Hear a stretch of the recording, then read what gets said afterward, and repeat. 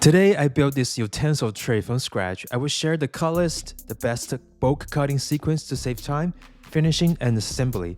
Without further ado, let's get started.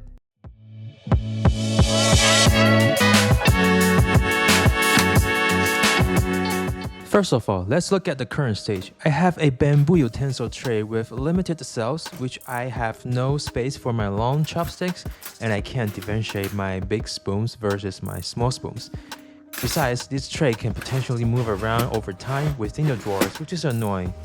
So the idea is to have a custom-built utensil tray with a reasonable amount of cells, and I'm going to use Popl Board, which is 5.5 inch wide, 24 inch long, and 1/4 inch thick, and I will need 3 of them. The first thing I did was rip the board down to 1 3/4 inches wide, which matches the height of the utensil tray. Using 3 boards, I end up with a total of 9 strips.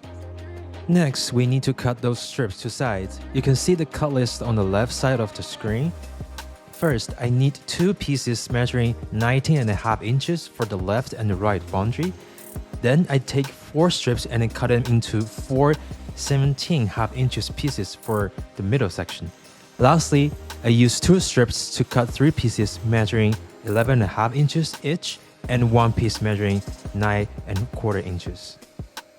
Now we need to cut grooves in those materials so they can interlock on top of each other. In order to save time of those repeated cuts, we can bundle multiple cuts together. First, I bundle all the vertical strips together to cut the groove for the top edge. Since I don't have the dado blades, I need 2 passes. Then I did a bulk cut near the bottom of the strip like this. After that, I remove the rightmost strip and cut the grooves in the middle. Next, I only leave the left and rightmost strip and cut off the groove on the bottom edge. As we finish up all the vertical strips, let's work on the horizontal pieces. The first cut is for all of them on the left end, then I remove the middle short piece so we can do a bulk cut on the right end. Then we can bring back the short piece and remove the bottom piece so we can cut those 4 grooves in the middle.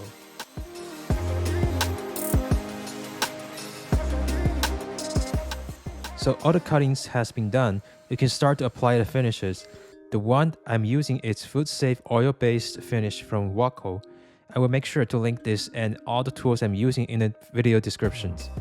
To apply the finishes are very straightforward. I'm just using some lint-free wiping cloths to apply the product.